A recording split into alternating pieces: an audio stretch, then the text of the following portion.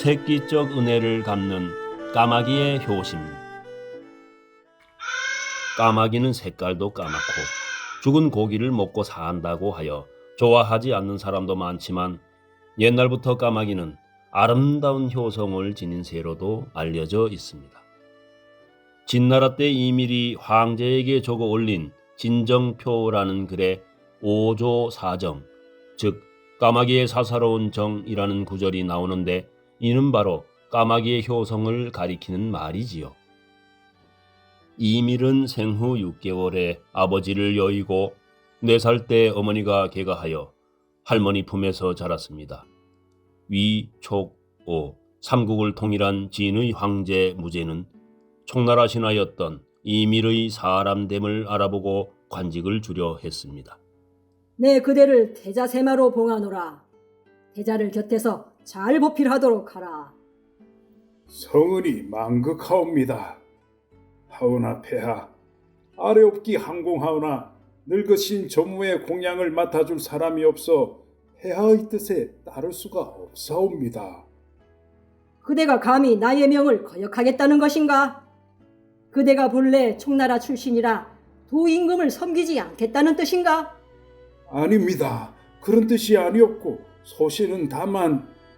그런 게 아니라면 나의 명을 따르시오. 이밀은 추상 같은 황제의 명에 거역하지도 승낙하지도 못하고 시간을 벌어 자리에서 물러나왔지요. 그리고는 어린 시절 자신이 할머니 아래에서 자란 사정을 적어 황제께 올렸습니다. 저는 조모가 없었다면 오늘에 이룰 수 없었을 것이며, 조모께서는 제가 없으면 요 생을 마칠 수 없을 터이니 조모와 손자 2사람이 서로 목숨을 의지하고 있는 것입니다. 저 밀은 올해 나이 44세이고 조모 유씨는 연세가 96세입니다. 그러니 제가 폐하께 충성할 날은 길고 유씨께 은혜를 보답할 날은 짧습니다. 까마귀가 어미새의 은혜에 보답하려는 마음처럼 조모가 돌아가시는 날까지 공양하게 해 주십시오. 이밀의 진정표는 조모의 여생을 끝까지 지켜드릴 수 있게 허락해 준다면 살아서는 목숨을 바쳐 충성을 다하고 죽어서는 결초보온하겠다는 다짐으로 끝을 맺습니다. 진정표를 본 무제는 이밀의 효행에 탐복하여 말했습니다. 이밀의 효심이 참으로 기특하도다.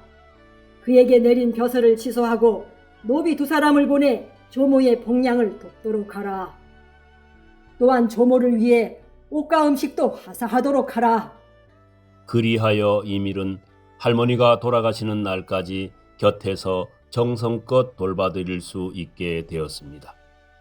이후 이밀은 고대 지방의 중심지였던 한중의 태수가 되어 황제와의 약속도 지켰습니다. 본초 강목에 이르기를 까마귀는 부화한 지 60일 동안 어미가 새끼에게 먹이를 물어다 주고 새끼가 자라면 먹이 사냥에 힘이 붙인 어미에게 먹이를 물어다 준다고 합니다. 까마귀의 이러한 습성을 반포라고 합니다. 반포지효는 까마귀 새끼가 자란 뒤에 늙은 어미에게 먹이를 물어다 주는 효성이란 뜻으로 자식이 자라서 부모를 봉양한다는 의미로 사용되고 있습니다.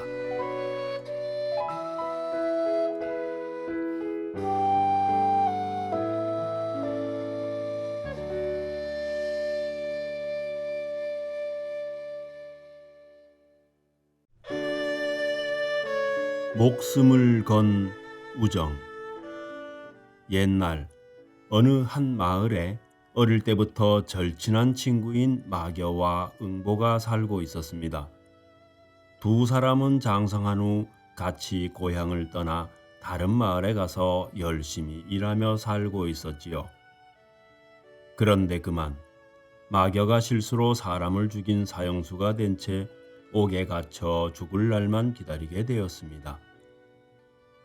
설상가상으로 마교의 늙으신 어머니가 위중하다는 소식까지 들려왔습니다.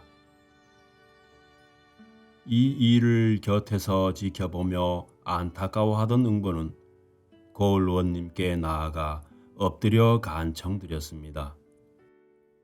제 친구 막연은 효심이 지극하여 효자로 소문난 사람입니다. 비록 실수로 저지른 죄 때문에 사형당할 처지에 놓였으나 마지막으로 위중한 어머니의 임종을 지킬 수 있도록 허락해 주십시오. 고을원님이 잠시 생각한 후 무겁게 입을 열었지요. 사정은 딱하다만 어찌 사형 선고받은 중죄인을 내보낼 수 있겠느냐? 만약 보냈다가 돌아오지 않는다면 그 책임을 누가 지겠느냐? 응보는 고개를 들어 결연한 얼굴로 대답했습니다. 마결을 보내주신다면 제가 대신 감옥에 갇혀 있겠습니다. 그리고 형 집행 날짜에 돌아오지 않는다면 제가 대신 죽겠습니다. 고을원님은 놀라고 감동하여 말했습니다. 참으로 장하구나.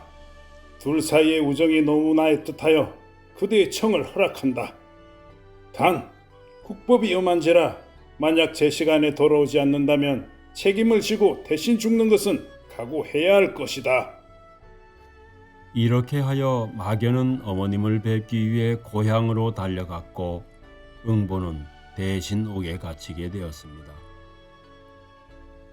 며칠이 지나 사형 집행일이 되어도 막연은 돌아오지 않았지요.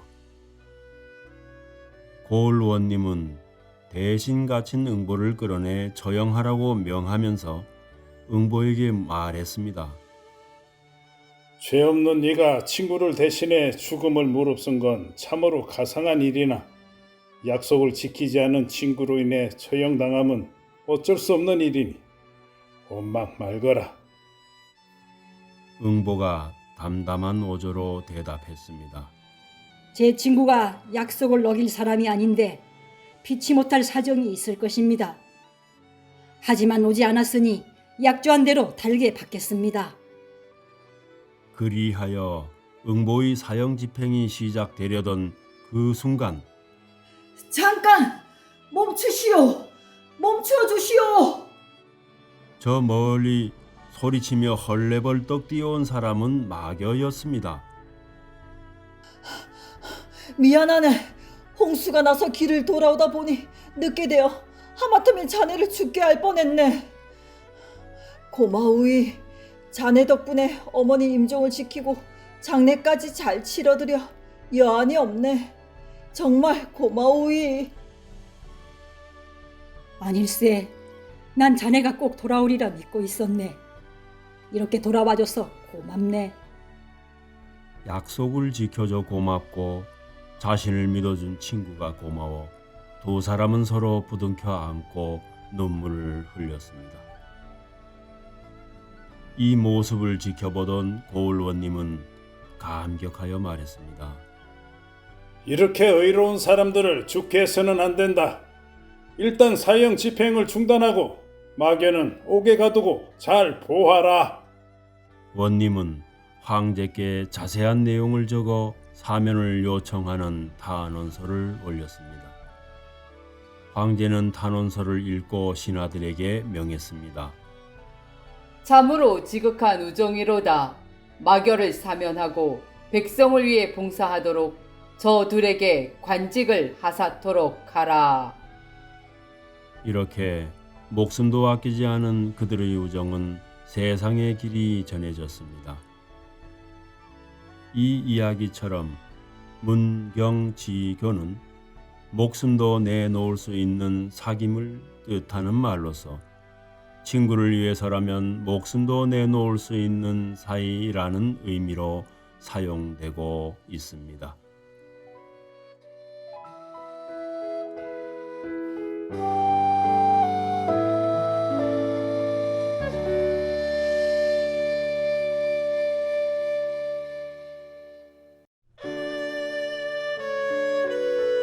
도끼로 바늘 만들기. 이 이야기는 중국 당나라 때의 천재 시인으로 중국 역사상 가장 뛰어난 문장가로 손꼽히는 이백의 어렸을 때 일화입니다. 이백은 어려서 공부보다는 놀기를 더 좋아한 말썽꾸러기였지요. 이백의 아버지는 걱정이 이만저만이 아니었습니다. 아니 저 녀석이 커서 뭐가 되려고 저렇게 공부는 안 하고 돌아다니며 놀기만 하는지 모르겠네. 아버지가 걱정하는 모습을 보고 어머니가 이백을 불러 조용히 타일렀습니다. 얘야, 어려서부터 열심히 공부해야 자라서 훌륭한 사람이 될 수 있단다. 알아요, 어머니. 근데 저는 공부가 재미도 없고 앉아있으면 좀이 쑤셔서 도저히 못하겠어요. 그래도 참고 노력해야지. 좀 힘들다고 공부를 안 하고 놀기만 하면 어떻게 훌륭한 사람이 될 수 있겠니? 알겠습니다. 노력해 볼게요. 이백은 대답은 그렇게 했지만 여전히 밖에서 노는 데만 몰두하고 공부는 안중에도 없었지요. 그의 아버지는 참다 이백의 어머니와 상의하길 저 아이를 이대로 두면 저작거리의 불량배가 될 것이니 도시를 떠나 깊은 산에서 공부하며 지내게 하는 게 어떻겠소? 네, 그렇게 하는 것이 좋을 것 같아요. 이백의 아버지는 훌륭한 스승을 찾은 끝에 상의산에 들어가 수학하게 했습니다. 그러나 이백은 산에 들어간 지 얼마 지나지 않아 공부에 실증이 나서 스승에게 말도 없이 도망치듯 산을 내려오고 말았습니다. 굽이굽이 산길을 따라 집을 향해 걷고 있던 이백이 계곡에 다다랐을 때였습니다. 한 노파가 흐르는 냇가 널쩍한 바위에 앉아 열심히 도끼를 갈고 있었습니다. 이백은 이 모습을 보고 궁금하기도 하고 또 산중에서 사람을 만나 반가워서 얼른 노파에게 다가가 물었습니다. 할머니, 지금 뭘 하고 계세요? 바늘을 만들려고 도끼를 갈고 있지. 뭐라고요? 그렇게 큰 도끼를 갈아 언제 바늘이 될까요? 너무도 어이없는 노파의 말에 이백은 헛웃음을 치며 말했습니다. 그러자 노파가 눈을 흘끼면서 못마땅한 듯 말했지요. 이놈아! 웃긴 왜 웃어? 중도에 그만두지 않고 열심히 하기만 하면 언젠가는 되지. 말을 마친 노파는 이백을 쳐다보지도 않고 도끼를 바위에 계속 깔았습니다. 하지만 이 말을 들은 이백은 뒤통수를 얻어맞은 듯 멍한 표정으로 서 있다 옆의 바위에 털썩 주저앉았지요. 중도에 그만두지 않고 중도에 이백은 노파의 말을 대내며 한참을 냇가에 앉아 있었습니다. 그러고는 조용히 일어나 노파에게 깊이 머리 숙여 절했습니다. 할머니, 저에게 큰 가르침을 주셔서 감사드립니다. 뭐야? 인사는 왜 해? 어여가. 난 빨리 도끼를 갈아야 해. 이백의 인사는 받는 둥 마는 둥 노파는 도끼 가느라 여념이 없었지요. 이렇게 이름 없는 노파의 말에 깊은 깨우침을 얻은 이백은 다시 산으로 돌아가 전심전력으로 공부하여 중국 역사상 최고의 시인이 되었습니다. 이 이야기에서 유래한 마부작침은 도끼를 갈아 바늘을 만든다는 뜻으로 아무리 어려운 일이라도 중도에 그만두지 않고 참고 노력하면 이루어낼 수 있다는 의미로 사용되고 있습니다.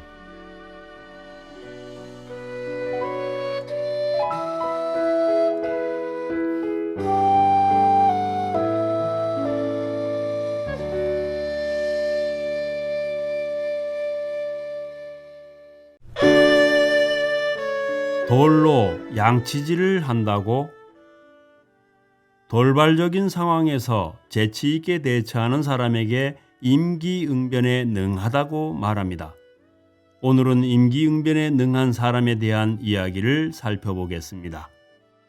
옛날 삼국시대 말 위나라가 진나라로 왕조가 바뀌면서 사대부들 사이에는 속세를 버리고 자연 속에서 운둔 생활을 하는 이른바 청담사상이 크게 유행하였습니다.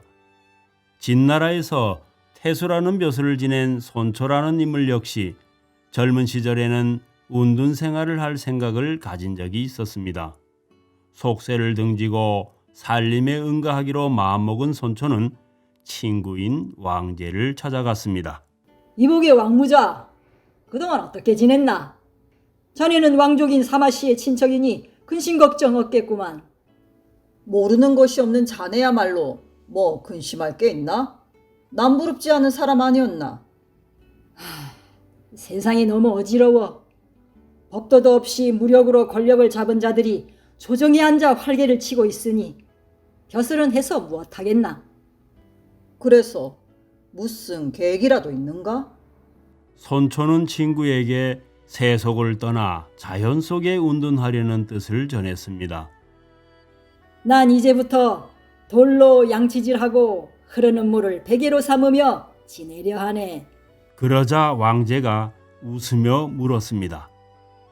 아니 이복에 어찌 돌로 양치질하고 흐르는 물을 베개로 삼는단 말인가? 바뀌었네 바뀌었어. 사실 손초는 조조의 시 추호행을 인용하여 침석수류, 즉 돌을 베개 삼아 잠자고 흐르는 물에 양치질한다라고 말한다는 것이 그만 실수로 수석침류, 돌로 양치질하고 흐르는 물을 베개 삼겠다라고 잘못 말한 것이지요. 하지만 손초는 천연덕스럽게 대꾸했습니다. 자네 허유를 모르는가? 요임금이 그에게 천하를 맡아달라고 하자 안 듣는 이만 못하다 하며 광물에 그 얘기를 씻었다 하지 않은가? 그 이야기야 나도 알지. 그런데 그게 왜? 내가 흐르는 물을 베개 삼는다 함은 더러워진 길을 씻기 위해서이고 돌로 양치질한다 함은 내 치아를 연마하려고 생각했기 때문일세. 자존심 강한 손초가 자신의 실수를 인정하지 않고 억지로 둘러댔지요. 진서 손초전에는 이러한 손초를 두고 임기응변이 대단히 뛰어났다고 평가했습니다. 임기응변은 그때그때 처한 상황에 맞춰 변통한다는 뜻으로 순간적 기지와 발빠른 대응으로 적절한 방책을 세운다는 의미입니다. 이 일화에서 고사성어가 하나 더 탄생했습니다. 수석침류는 돌로 양치질하고 흐르는 물로 베개를 삼는다는 뜻으로 손초가 그랬던 것처럼 남에게 지지 않으려고 억지를 부린다는 의미로 사용되고 있습니다.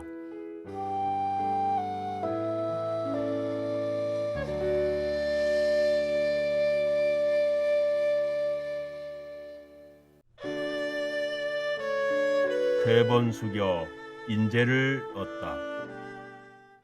후한 말려 유비는 간우 장비와 의형제를 맺고 한 왕조를 부흥시키기 위해 군사를 일으켰지만 번번이 실패만 거듭할 뿐 이렇다 할 성과를 내지 못하고 있었습니다. 어느 날 적에게 쫓기던 유비는 한 목동의 도움으로 수경선생 사마희를 만나게 됩니다. 허연 수염을 길게 늘어뜨린 수경선생은 언뜻 보기에도 비범한 인물처럼 보였지요.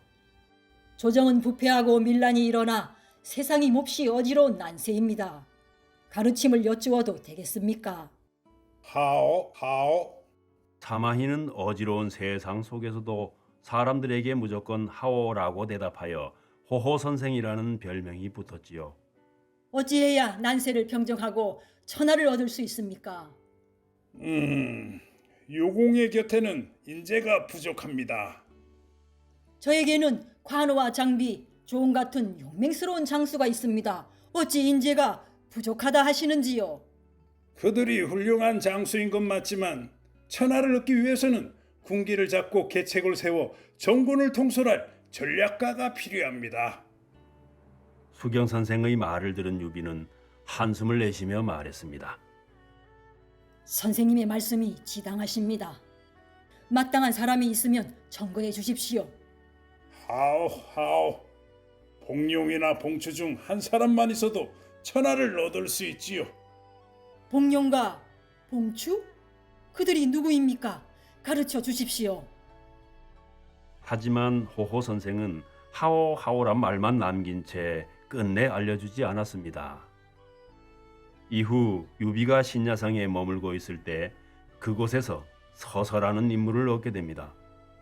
서서는 뛰어난 책략가로 유비에게 큰 도움을 주었지요.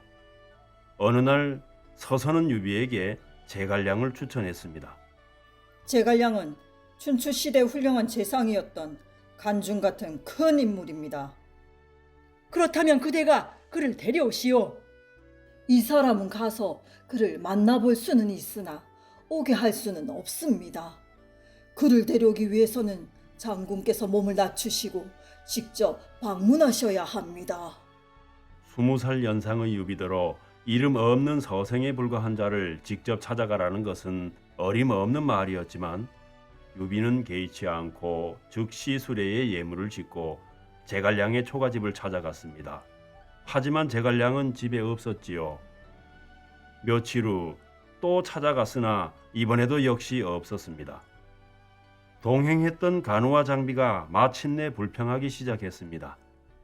저번에 온다고 했는데 이거 너무하지 않습니까? 30도 안 된 내송이가 형님을 2번씩이나 헛걸음하게 하다니요. 그래요 형님. 이래서야 어디 형님에게 충성하겠소? 그만둡시다. 그러나 유비는 단념하지 않고 3번째 방문길에 나섰습니다. 그 열의에 감동한 제갈량은 머리를 숙여 유비를 맞이했고 유비의 뜻을 받들기로 했습니다. 이렇게 제갈량을 얻은 유비는 그의 도움으로 조조 손곤과 더불어 천하를 삼분하고 한 왕조의 맥을 잇는 족한을 세워 황제가 되었습니다. 이 이야기에서 유래한 삼고초려는 초가집을 3번 찾아간다는 뜻으로 유능한 인재를 얻기 위해서는 남다른 인내와 정성이 필요하다는 의미로 사용되고 있습니다.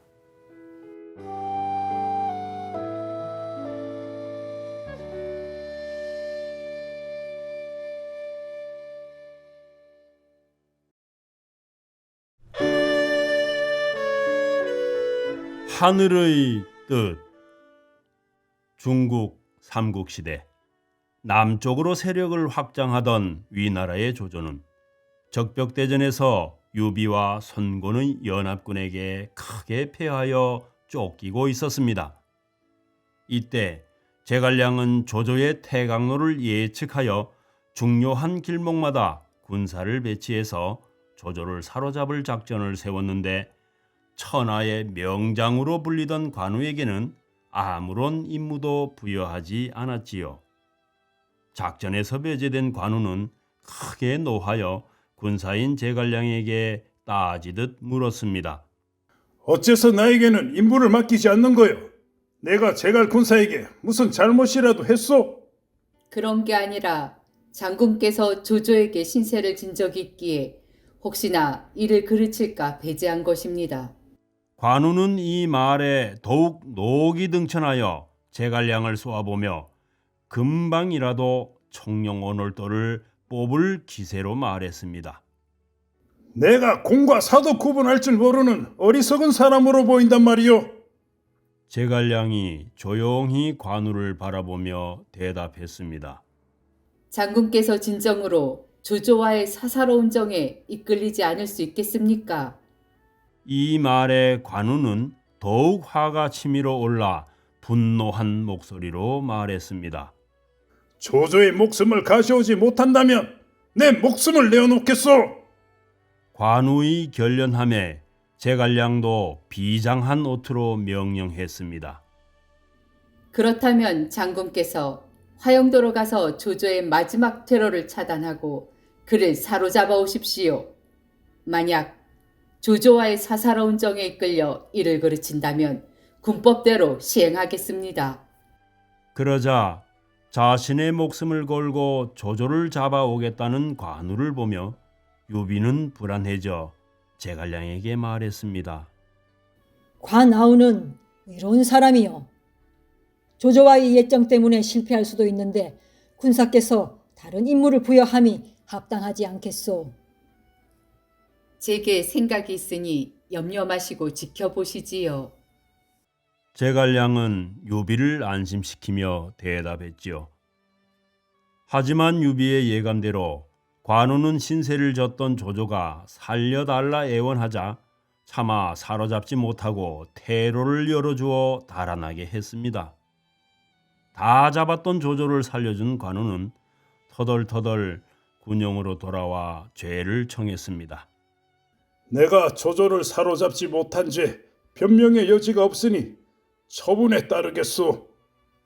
제갈량은 곁에 있던 병사들에게 명령했습니다. 관우 장군을 끌고 가 군법대로 처형하라. 그러자 장비가 관우를 가로막으며 소리쳤습니다. 아니되오 군사. 간우 형님을 죽이라니 그게 말이 되오? 절대 아니되오. 이 상황을 지켜보던 유비가 장비를 제지하며 말했습니다. 장아우 물러서거라. 군법은 지엄한 것이다. 관우는 군법에 따라 엄벌함이 마땅하다. 그리고 이어 제갈량에게 말했습니다. 다만 관우와 나 그리고 장비는 한날 한시에 죽기로 했으니 우리도 함께 죽여주시오. 천하 명장을 잃는 것도 손실인데 유비가 같이 죽는다고 버티기에 제갈량은 못 이기는 척 살려주면서 말했습니다. 주군을 봐서 이번 한 번만 용서하겠습니다. 관장군은 근신하며 다음 명을 기다리도록 하십시오. 관우가 물러가자 유비가 제갈량에게 물었습니다. 군사께서는 관우가 조조를 도와주리라는 것을 알고 계셨소? 그렇습니다. 그걸 알면서도 관우를 화용도로 보낸 이유가 무엇이오? 제갈량은 고개를 들어 하늘을 바라보며 대답했습니다. 제가 천문을 보니 조조는 아직 죽을 운명이 아니었습니다. 관장군은 일전에 조조에게 은혜를 입은 바가 있어 늘 마음의 빚이 되고 있을 터 이번 기회에 그 빚을 털어내게 하고자 관장군을 화용도로 보낸 것입니다. 참으로 대단하시오. 하늘의 뜻을 파악하고 결자 해지의 기회를 주었구려. 유비는 제갈량의 비범함에 감탄하며 말했습니다. 하지만 제갈량은 고개를 저으며 한숨을 내쉬고 말했지요. 그럼에도 관장군의 화를 돋워 목숨을 걸게 하면 역사를 바꿀 수도 있으리란 조금의 기대를 했지요. 그러나 역시 조조는 살아서 돌아갔습니다. 이어서 제갈량은 말했습니다. 저는 사람이 할 수 있는 모든 방법을 실행했고 하늘의 명을 기다렸을 뿐입니다. 제갈량은 조조의 목숨을 살리는 것이 하늘의 뜻임을 짐작했지만 자신이 할 수 있는 모든 노력을 다해야 그 결과에 순응할 수 있음을 알았던 거지요. 진인사 대천명은 어떠한 상황에서도 사람이 자신의 할 일에 최선을 다한 후 하늘의 뜻을 기다려 순응한다는 의미로 사용되고 있습니다.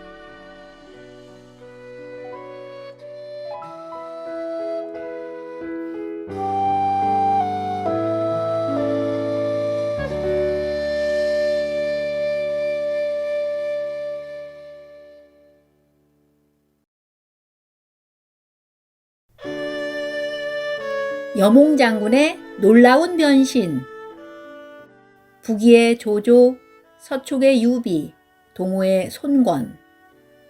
오늘은 삼국지의 배경이 되는 서기 200년 무렵의 이야기입니다. 오나라의 왕 손권에게는 여몽이라는 장수가 있었어요. 여몽은 집안이 어려워 제대로 교육은 받지 못했으나 뛰어난 무예로 전쟁터에서 공을 거듭 쌓아 장군까지 올랐어요. 손권은 용감무쌍하고 충성심도 깊은 여몽을 아꼈지만 그가 학식이 부족한 점을 아쉽게 여겼지요. 하루는 손권이 여몽을 불러 말했어요. 여몽 장군, 그대는 중요한 지위에서 큰 일을 맡았으니 이제부터라도 책을 많이 읽어 견문을 넓혀야 하오. 전하, 제가 군사 업무가 막중하여 책 읽을 여유가 있을지 염려되옵니다. 여몽의 미온적인 태도에 송건이 호통쳤어요. 누가 그대더러 모든 경전을 공부하여 박사가 되라고 했던가? 그리고 업무가 많으면 어찌 나와 비교할 수 있겠소? 여몽이 대꾸를 못하고 고개를 떨구자 송건이 다시 말했어요. 자네는 총명하여 배우기만 하면 반드시 얻을 것인데 왜 하지 않으려는 것이요? 장수로서 마땅히 손자병법, 춘추자시전 정도는 배워 깨우쳐야 하오.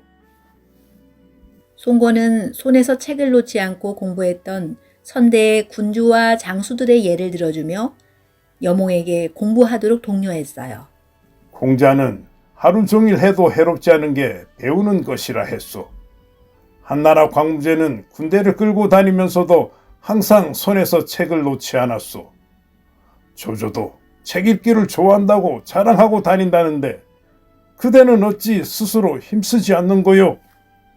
그 이후 여몽은 전쟁터에서도 책을 손에서 놓지 않고 열심히 공부했어요.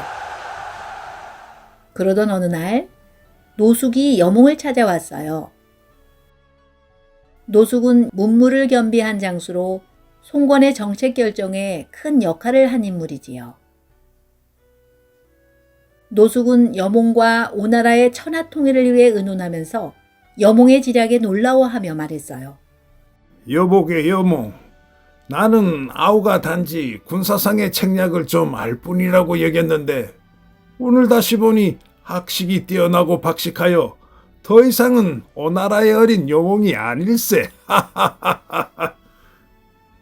여몽은 자신의 등을 토닥이며 호탕하게 웃는 노숙을 보며 말했어요. 선비란 모름지기 사흘 후에 다시 만났을 때 눈을 비비고 상대방을 다시 봐야 할 정도로 달라져야 하는 것 아니겠습니까? 이 이야기에서 비롯한 괄, 목, 상, 대는 눈을 비비고 다시 보다라는 뜻으로 상대가 놀랄 정도로 학식이나 재주가 크게 향상되었음을 의미합니다.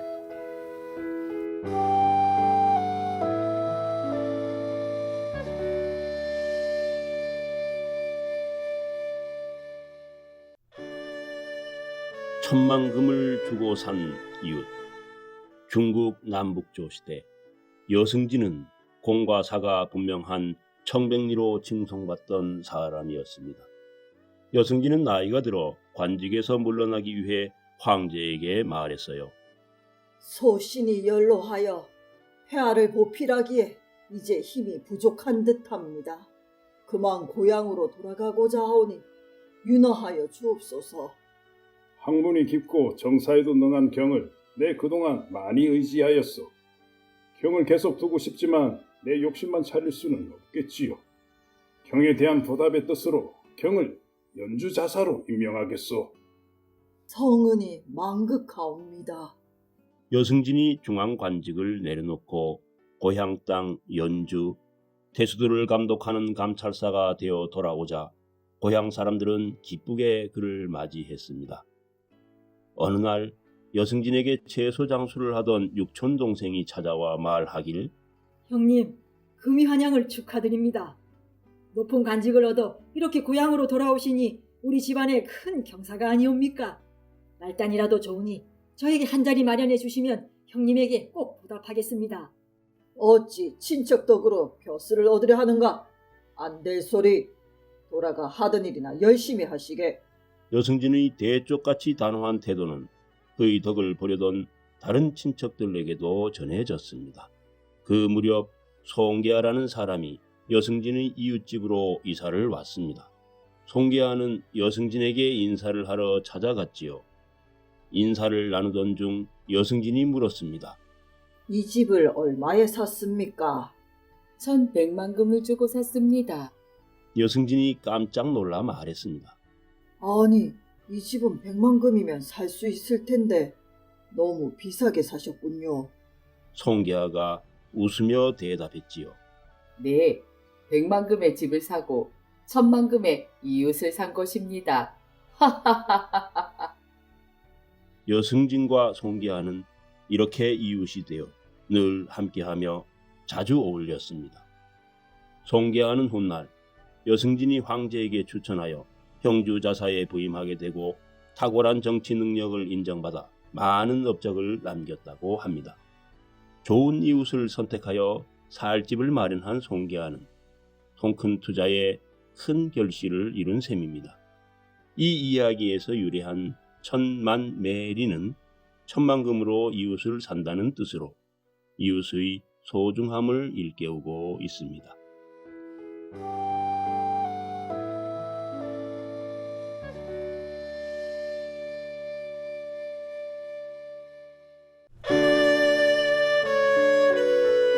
나무 달기 된 싸움닭. 중국에서 닭싸움은 고대부터 성행했던 모양입니다. 춘추전국 시대 제나라에서도 왕족이나 귀족들이 즐겼고 왕도 예외가 아니었지요. 그런데 제나라 왕은 내보내는 싸움 달기 매번 패하자 시중드는 환관을 불러 명했습니다. 천하에 싸움닭을 가장 잘 훈련할 수 있는 사람을 구해오너라. 백방으로 알아보던 환관이 당대 최고의 싸움닭 조련사인 기성자를 데리고 왔습니다. 그대가 이 나라 제일의 투계 조련사라고 하는데 맞소? 황공하옵니다. 내 그대에게 명하노니 내 닭을 최고의 싸움닭으로 만들어 주시오. 기성자가 명을 받아 싸움 닭을 훈련시킨 지 열흘이 지나자 성질 급한 왕이 물었습니다. 어떻소? 이제 시합에 내보내도 되겠소? 어림도 없사옵니다. 만약 지금 내보낸다면 백전백패할 것입니다. 아니, 열흘이나 훈련했는데 어째서 그렇다는 거요?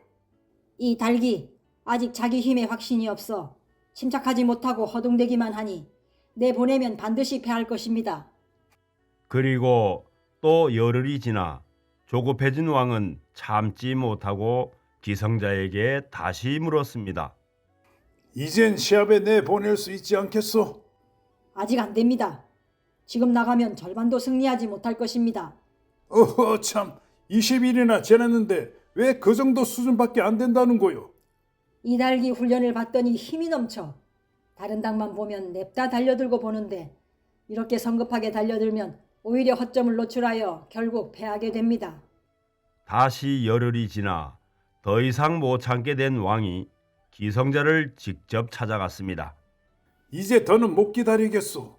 투계에 참가하지 못한 지가 한 달이 넘었단 말이오. 기성자가 입가에 웃음을 지으며 차분한 어조로 대답했습니다. 이제 됐습니다.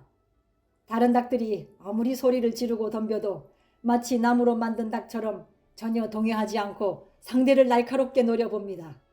이 모습에 다른 닭들이 겁을 먹고 모두 도망을 칩니다.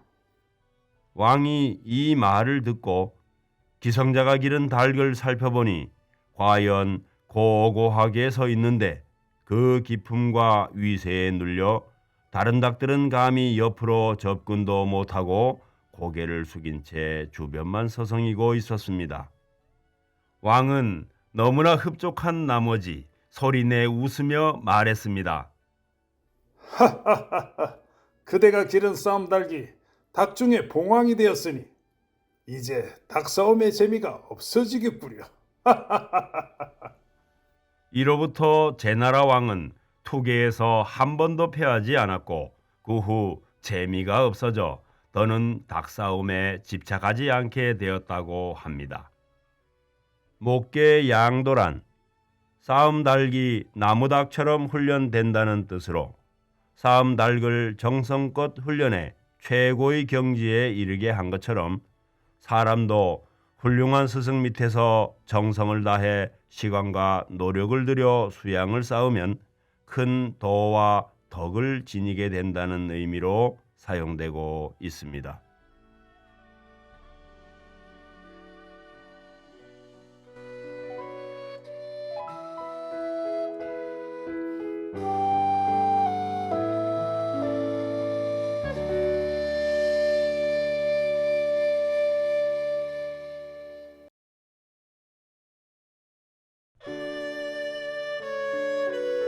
큰 칼로 파리 잡기.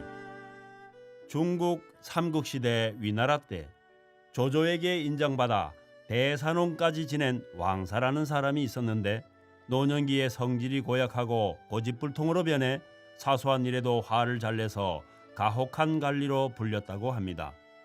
어느 날 왕사가 방 안에 앉아 글을 쓰고 있는데 방 안의 파리가 그를 보자 골탕 좀 먹여야겠다고 생각하고 대뜸 왕사가 지고 있는 붓끝에 날아가서 앉았지요.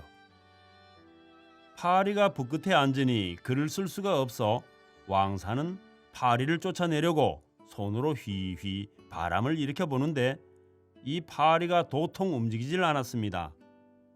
야, 이놈의 파리야, 당장 꺼지지 못해? 암만 그래봐라. 내가 움직이나. 파리가 날아가지 않고 붓끝에 있으니 왕사는 은근히 부하가 치밀어 올랐지요. 야, 너 빨리 안 가면 오늘 죽은 목숨이 될 테니까 얼른 가라. 왕사는 혼잣말을 하면서 재차 손을 내저었고 그럼에도 파리는 웬일인지 움직이질 않았습니다.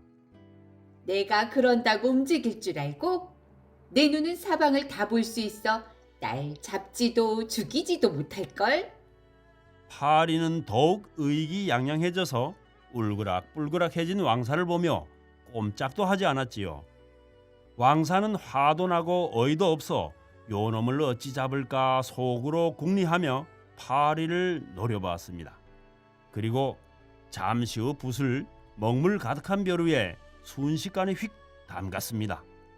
아, 그래 이제 잡히나 했는데 웬걸 파리는 그걸 또 피해 잽싸게 공중부양해서 붓대롱에 매달리는 게 아닌가요?